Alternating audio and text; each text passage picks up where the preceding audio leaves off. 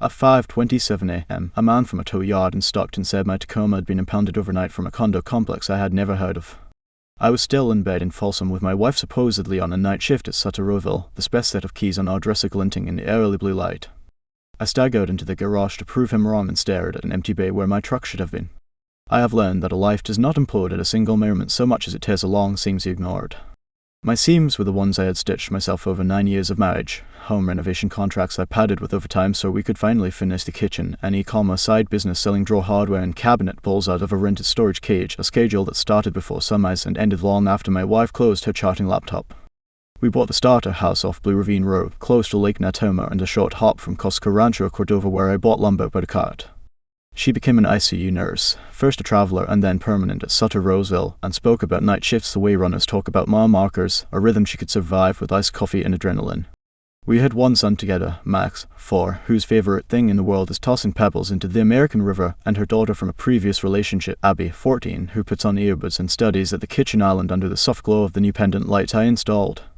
I told myself the strain felt like progress. We were stacking late payments into something resembling momentum. The contractor side of me kept lists in my head and on a whiteboard in the garage. Fascia jobs in El Dorado Hills, a bathroom demo in Orange Vale, a second fixed trim bid in Arden Arcade. My Shopify dashboard blinked with small wins and annoying returns. In between, I made breakfast, packed lunches, and learned the patience of homework with a teenager who wanted to pretend she did not care whether verbs agreed. My wife ran on schedules and charts and that caffeinated calm I envied. On her days off, she slept in dark rooms and worked stir pots of soup that made the whole house smell like thyme and chicken stock. It was adult life, with the corners rounded by routine. The first red flags were so ordinary that I dismissed them as noise. A once familiar perfume that became sharper, eucalyptus instead of the earthy floral I knew. A habit of shifting her ring to a silicone band before she left for a shift, which she said was a hospital thing, and I accepted it. A Life 360 bubble that froze for entire nights 2 blocks from the hospital, which she chalked up to bad service in the basement where they kept the staff lounge. A new card holder in her bag with a credit account I had never seen, which she said was a uniform supply card in her maiden name for a vendor discount. I noticed more overnight gas charges in Walnut Creek and Pleasant Hill, and she said she carpooled sometimes with a coworker who hated freeway driving and insisted on meeting in the middle because of traffic. I said that made no sense and then let it go because I wanted sleep. If I had set out to catch anything, I would not have designed a system as disorganized as my actual morning. I stood in the garage on that Saturday at 5:30 with cold concrete underfoot, staring at the empty space where my truck should have been. My van for job site sat there, the drywall bucket with brushes and paint is taped still on the floor of it. The Tacoma Bay was bare except for an oil stain that looked like a map of Florida. The tow yard clerk texted me a photo of my license plate to prove the truck was in their lot, and the way my plate looked under their fluorescent lights was weirdly intimate, like a picture of a bruise. I tapped into the Toyota app and saw the last door unlock recorded at 9:42 p.m. the previous night. The odometer had added 83 miles. I opened my Nest app to check my garage camera and remembered I had shifted that camera to face the workbench weeks ago to keep an eye on tools after Abby's friends had started hanging out there, which now felt like negligence. The driveway camera showed headlights sweeping the street at 9:43 p.m., a silhouette moving fast, and the Tacoma taillights disappearing toward the roundabout. When I scrubbed backward, the camera had pinged a motion event around 9:30 p.m., replied by my phone's Do Not Disturb, and I had slept through it. I moved through the house with that numb efficiency you get when a kid is about to wake and you don't want them to. I made coffee and glanced at the landline. We keep it because it came bundled with internet and because all the clients like to call it. The red light blinked. I pressed play and listened to a man from a credit company ask for me by full name to confirm a new CareCredit line for $12,000 attached to our home address, open 10 minutes before midnight, with the first charge at Smile Bright Orthodontics in Walnut Creek for $1,800. I stopped the recording and replayed it because I wanted to be wrong. My wife had told me she was on shift from 7 p.m. to 7 a.m. I checked her Apple Health Assuring on my phone, a habit left over from when she had done a hypnosis care last year and liked me to see her heart rate. The data stream showed her resting heart rate at 62 through the night until a spike at 10:12 p.m., then nothing until 1:48 a.m., then nothing again. My first thought was insultingly naive. I imagined she had loaned the truck to a nurse whose car broke down, that the charge was a mistake keyed into the wrong account, that the tow yard had grabbed the wrong truck, and the credit company had dialed the wrong number. I sat at the kitchen table while it grew light and watched our street fill with dog walkers and the cold fog lifting in torn pieces. At 7:20 a.m., my wife came through the back door, hair tied up in a messy loop, scrubs loose in a way to get when worn for 12 hours, and I caught the eucalyptus scent and something else under it, like smoke and citrus multipurpose cleaner. She kissed the top of my head and went straight to the shower because she always did, and I watched water steam over the glass and tried to tally miles in my head. Roseville to Stockton to Walnut Creek and back, and my arithmetic failed me. I have promised myself not to invent motives I cannot prove, but I can map steps. At 8:06 a.m., I buckled Max into his booster and drove the van to Stockton, Abby sighing in the passenger seat and texting because weekend visits with her dad depended on 2 other adults behaving, which meant they were inevitably complicated. The tow yard lot had puddles that mirrored a grey sky in the sort of small office you always picture when you think of tow yards. My truck sat there with a thin orange tag flapping on the wiper. The attendant had me sign a release. The amount was a punchline without humour. I paid because I wanted the truck back. The impound sheet listed a complex on March Lane I had no reason to be it. The odometer ticked over another mile as I drove out and something rattled in the glove compartment. I pulled into an empty corner of the lot and opened it. I found a white envelope with the logo of Riverside Lofts, a building on the Sacramento riverfront I knew because we had looked at apartments there years ago for fun when we were newly married and imagining city life. The envelope held a short-term lease in a different name that shared my wife's maiden and first name and a new last name I did not recognize. There was a keycard taped to it. The lease showed a 3-month term ending next week. It listed 1 extra parking pass with my Tacoma's plate handwritten in the margin. I pressed the paper to the steering wheel and pressed it until the keys cut into my palm. On the way home, Max signed nonsense, and Abby told me without looking up that her mom had been switching shifts more often, that she had to pick up her little brother from daycare twice last week with a neighbor because their mom's schedule had changed last minute. I asked if she felt safe and she rolled her eyes the way 14-year-olds do when you ask direct questions they hate and said yes, and then asked if she could sit by the window. We stopped at Dutch Bros, off Greenback, so I could buy them drinks and pretend I was not the man counting toll crossings in his head. My bank app pinged. The CareCredit account had been added to our credit profile. I tapped to call, got a representative, and said the account was fraud, that I did not authorize it, that I wanted a freeze and a case number. The woman on the line asked if a spouse might have opened it with me in mind, and I found my voice hard and flat when I said no, freeze, record my statement, mail the affidavit. She gave me a case number that I wrote on the back of an oil change coupon and took a photo so I could not misplace it. I went home and found my wife asleep on her side, hands tucked under her cheek, the sort of posture I used to look at with automatic affection. I closed the door quietly because Max had been an early riser and I needed silence. I took my laptop and opened the county recorder's office search because an older contractor had once told me that if you ever think something is wrong, you look at records. There was no new deed or lien on our house, which felt like an enormous thing I did not know I was bracing for. I checked FasTrak and found 2 night toll charges, the Carquinas Bridge at 10:41 p.m. and Bay Bridge at 11:17 p.m., the Tacoma plate right there on the screen. I checked Google Timeline and found nothing because our location services had been turned off that night. My own timeline showed me asleep at home because I had forgotten the phone on the kitchen island after Abby asked for help with fractions.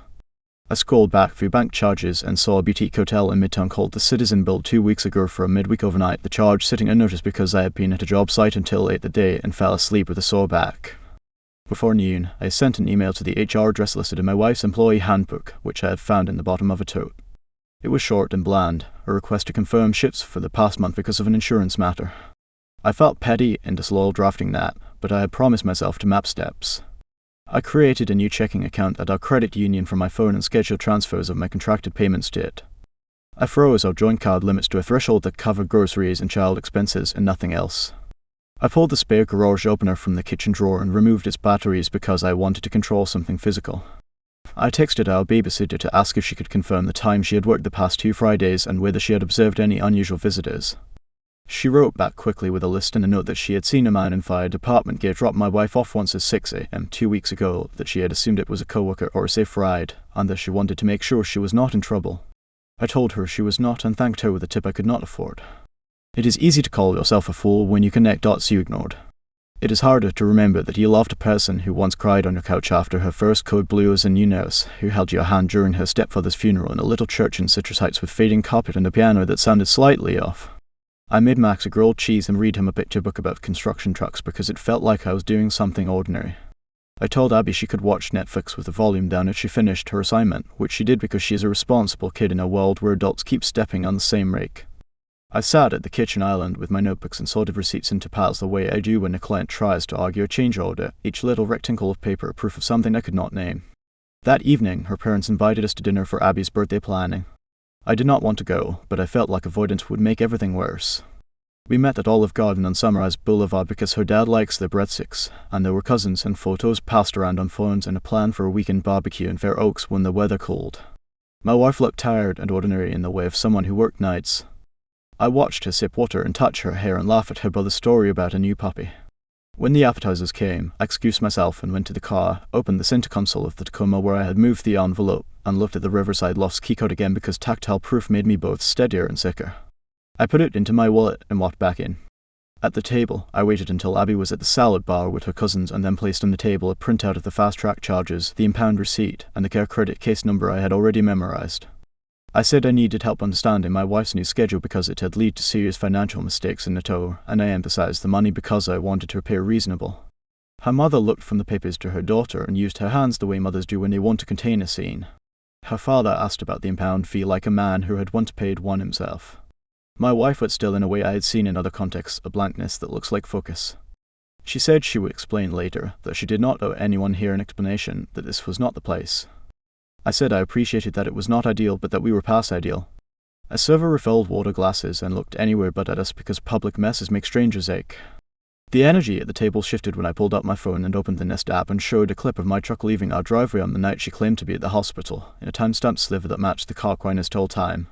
Her brother reached for the FasTrak sheet and said he wanted to understand, which was the closest thing to an independent witness I could get at a family dinner. My wife pushed her chair back and stood. She said something about shift swaps and a coworker in crisis.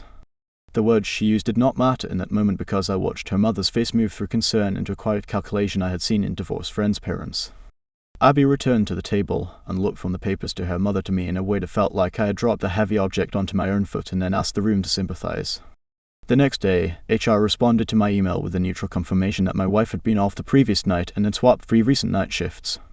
The message was CC'd to her manager. I read it twice and felt a strange relief that someone else had acknowledged a part of the truth. That afternoon, my neighbor across the cul-de-sac, Janine, texted me a ring clip she thought I should see because she had heard there had been a tow.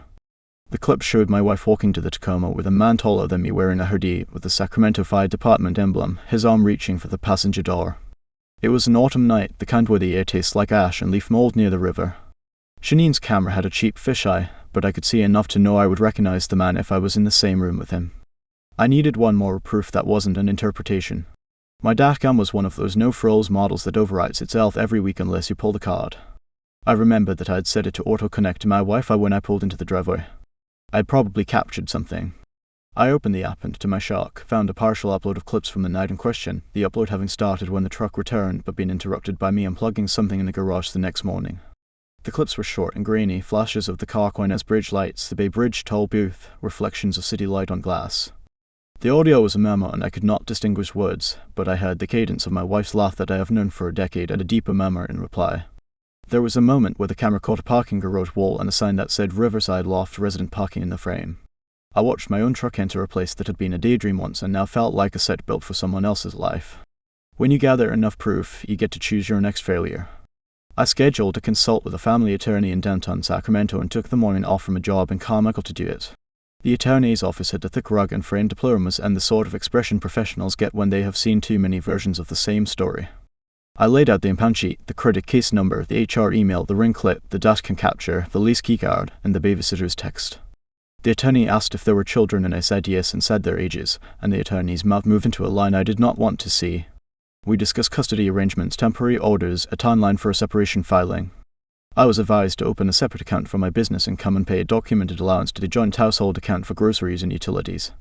I was told to send a written notice asking my wife to cease opening credit in my name, to request the immediate closure of any such accounts, and to provide written consent for a credit freeze. I was told to secure copies of medical records because sometimes health claims become weapons. I was told to stop sleeping in the same space until we had a plan documented, and to do it without drama for the sake of the kids. I drove to public storage on Folsom Boulevard because of the envelope I had found, the Riverside Lofts connection, and because my own storage cage for e-commerce inventory lived there. I took a detour into the main office and asked, with my contractor voice, if the manager could confirm whether a unit under a name matching my wife's first name and a different last name existed. The manager, a compact woman with a tired ponytail, said she could not disclose specifics, but if I suspected fraud I could call the police and come back with a report. I told her I would. I took the stairs to my own unit, opened the roll-up door, and stood among boxes of cabinet pulls and soft close hinges that smelled like cardboard and metal. My cage felt honest, everything in it a transaction I could defend. On the way out, I watched a man in navy scrubs load a mattress into a van 2 aisles over with a woman in a puffy jacket helping, and I felt the way you feel when the theme of your life gets echoed in public and you want to laugh and cannot. The police report at the Folsom station was perfunctory. I reported the unauthorized use of a vehicle and provided the impound details, emphasizing that the person with access had used my truck without permission. The officer explained that spousal permissions muddy such things and that if I knew the person, a criminal charge was unlikely. I said I understood and that I wanted a case number because I was building a record. He gave me one and looked at my stack of papers with an expression that was somewhere between sympathy and exhaustion. I thanked him because politeness felt like the only stable ground left. Within a week, the situation evolved to include money and health in a way I had not anticipated. I received an explanation of benefits from our insurer for a set of labs, ultrasounds, and consultations at a clinic in Walnut Creek that specialized in reproductive endocrinology. I had not been aware of any appointments.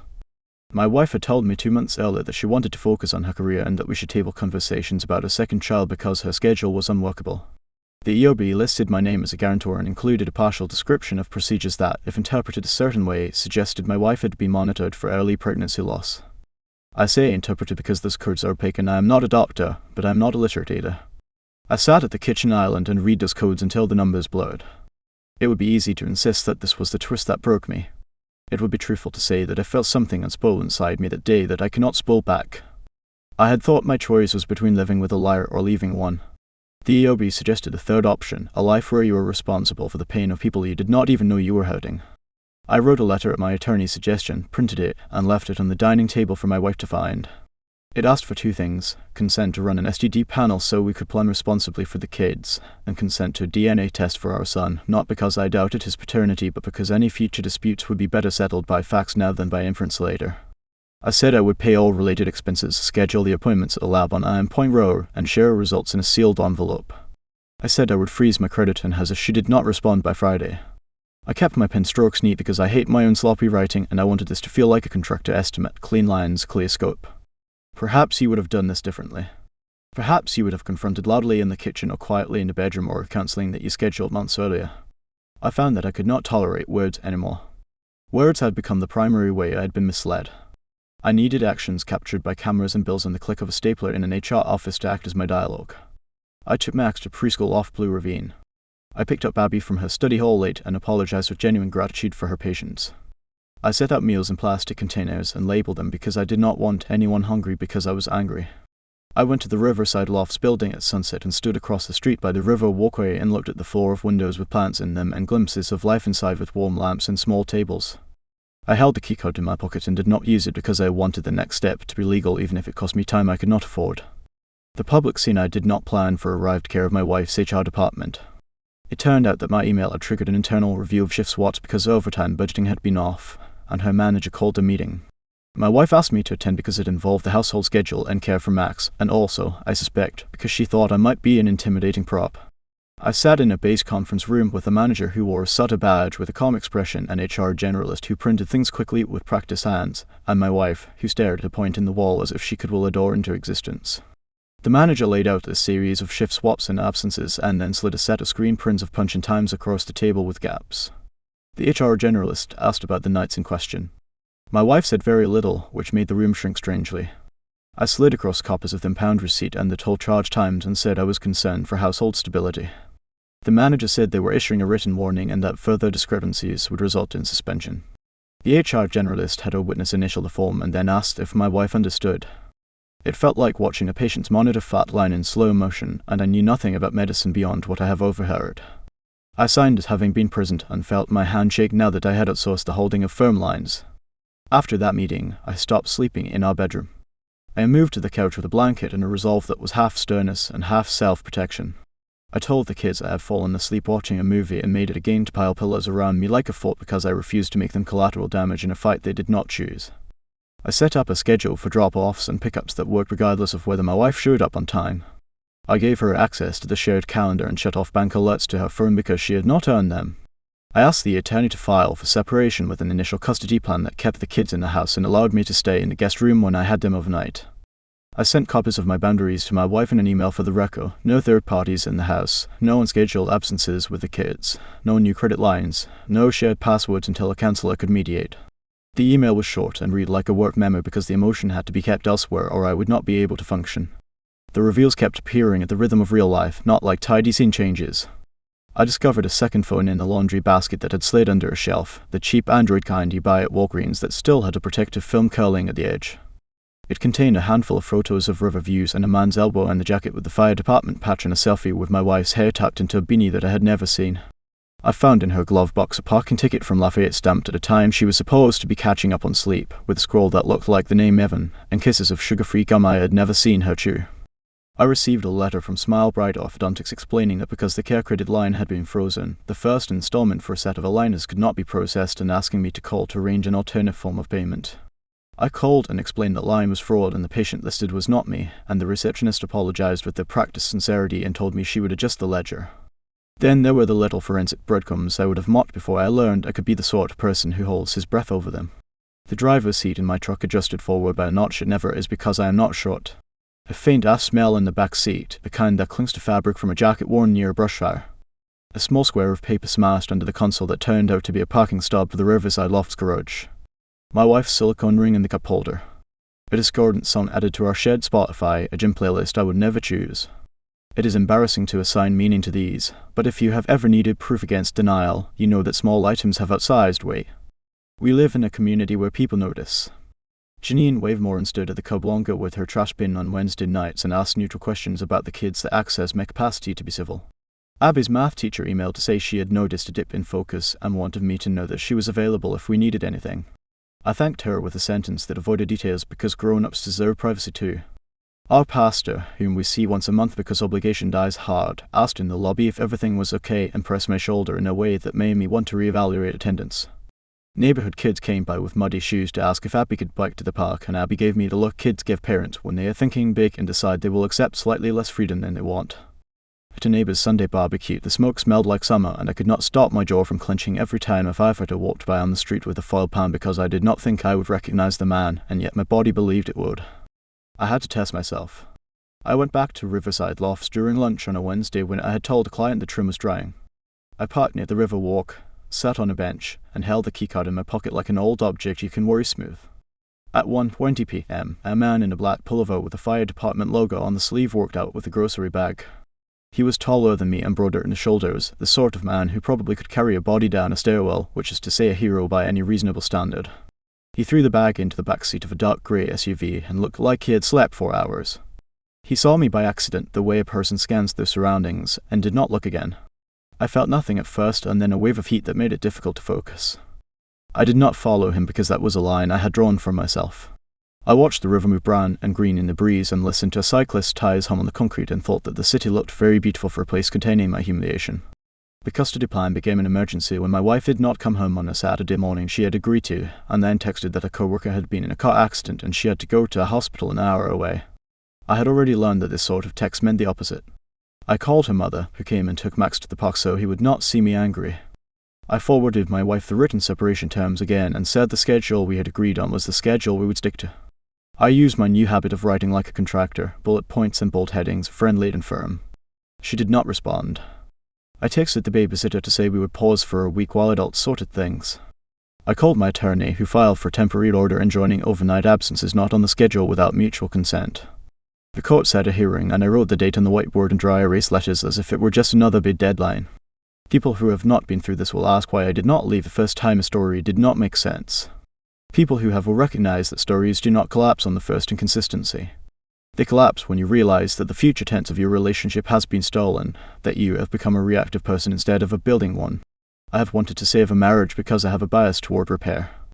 I fix things for a living, split crown molding, mismeasured wainscot panels, the ugly gap between refrigerator and wall that makes a kitchen look cheap. I learned, slowly, and then all at once, that you cannot repair a lie without treating it like a lie. You cannot sand and repaint a split that keeps widening and call it a day. The final scene that turned me from a repairman into a man with boundaries took place in our own living room. Abby's father had come by for hand off and, because we are a collected neighborhood, he stood in the doorway a minute longer than he needed to, and Janine had come by with a plate of cookies for the kids and hovered, and my wife had returned from somewhere with a tote bag and a face I could not read. I had in my hand the envelope with the lab orders for the STD panel and the DNA test, and in the other hand I held the CareCredit affidavit I needed my wife to sign to close the fraudulent account. I said that for the sake of the kids and our financial lives, these two things needed to happen this week, and that until they did, my accounts would remain separate, our cards frozen, and the house would operate on a predictable schedule with no exceptions. I said I did not care to know details about any relationship she had outside our marriage beyond what affected our health and the kids' schedule. I said that if she refused, I would proceed with the next part request for orders and accompany it with the documentation I had so a judge could see I had tried to handle this as privately as possible. I did not recognize my own voice. I had never heard myself sound like someone who believed he deserved to be respected. She looked from Janine to Abby's father to me and said, without speaking, that I had humiliated her. I said nothing in return because I had promised myself to limit words. Abby's father looked at the papers and then at Abby, who watched from the stairs and pretended she was not watching, and he nodded once as if to say that the adult thing was happening and he recognized it. Janine sat the cookies on the entry table and touched her ring and said she would text about the carpool schedule to take kids to the park later, which was her way of stating she believed in the logistics of decency. I placed the pen on the table. My wife signed the CareCredit affidavit solely the way people sign when they are making a point to themselves. She took the lab orders in silence and slid them into her tote. She left the room with her shoulders pulled tight. In the weeks since, life has become smaller and therefore more manageable. I moved a bed into the guest room and told the kids the couch adventures were over because my back hurt. I installed a keep-out on the garage and changed the code. I filed the separation papers, and we have a hearing date that sits on the calendar like a pylon in a river. I asked a friend to take over 2 contracts I could not finish and paid him a referral fee I could not afford because I wanted my clients to be okay. I ran 3 miles along the Lake Natoma Trail because I needed dirt from the feeling that my chest was closing. I ate the cookies Janine had left and wrote her a thank you text that did not reveal anything and also revealed everything. I took Max to the riverside and watched him throw pebbles and thought about how durable joy can be in a child, how it survives adults. My wife and I now communicate through an app the court suggested for co-parenting. It timestamps everything and has a tone that discourages provocation. We use it to discuss pickup times and school forms and dentistry appointments. The DNA test paperwork sits on the counter, and I am waiting for a day when we can take Max together because I do not want to make it a story he will remember as a fight. Would you demand the test now, consequences be damned, or would you wait for the custody schedule to stabilize and risk another month of battery burn in your gut? I am not as strong as I looked in that living room, so I am compromising with time. There are moments when grief catches me unguarded. The other day at home, deeper in Rancho Cordova, I walked past the appliance aisle and remembered the day we bought a dishwasher and argued quietly about stainless versus white and then argued our way into stainless because I had made a very convincing case about resale value. I stood staring at a row of microwaves and felt a sadness that was so pure I almost smiled because it was mine alone and had nothing to do with fax or cameras. I went home and installed a new latch on the pantry door because the old one stuck and that sort of small competence is still the one thing I trust. If you want a villain and a hero, you will not find either here. I have invented a backstory for the firefighter that casts him as a predatory cliché, and I have invented one that casts him as a kind man who met another lonely person in a place where sleep is a currency. Neither story helps me any more than my original marriage plot protected me. My wife is still the woman who folded tiny socks on the couch while watching bad cooking shows and who stockpiled soups for our freezer when I told my coffin could not climb a ladder for a month. She is also a person who built a separate life inside the scaffold of ours and thought she could keep the beams from touching. I do not know how to hate someone while arranging daycare with them. I know how to choose what to do next and write it down and follow it. I end where I began, with an early morning phone call and a fluorescent reflection in a puddle. I kept the impound tag from the tow yard. It is brittle now and the ink is bleeding. Sometimes I find it slipping out of the stack of documents on my desk, and for an instant I am again the man who answered a call in the pre-dawn dark and thought there had been a mistake. I put the tag back into the stack and go wake Max and pour coffee and check the co-parenting app and scan the calendar. Somewhere across town, in a beige conference room I will maybe never see again, an HR generalist refiles a written warning and prints a new policy memo. On my street, the sun climbs over tidy roofs and the American River pushes through its channel in that indifferent way rivers have. The garage is quiet, the oil stain on the concrete still shaped like Florida, the space where my truck sat reclined by a bin of little bikes. When the house is dark at 5:27 a.m., again, I hear a phantom ring from a phone that is not ringing and picture a tow yard under grey sky, a flapping tag at the wiper, and a life that will be simpler, not easier, in the steady light that follows.